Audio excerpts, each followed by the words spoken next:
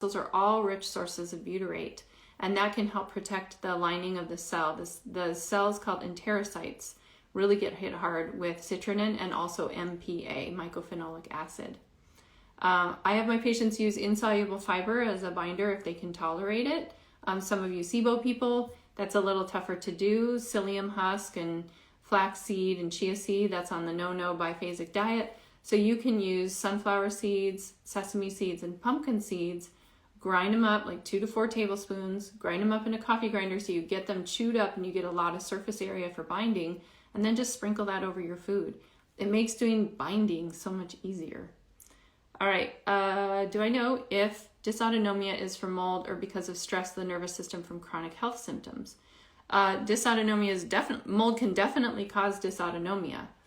The mycotoxins, every single one of the mycotoxins that we've talked about and the ones that you find in indoor buildings are neurotoxic, and many of them cross the blood-brain barrier, which is how we get the autonomic nervous system, the brainstem.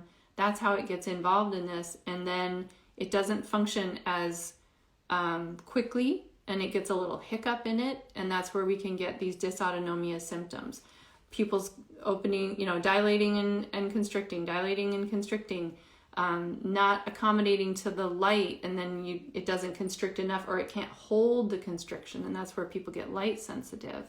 Some of the blood pressure issues, gut issues with dysautonomia. So yes, it's definitely correlated.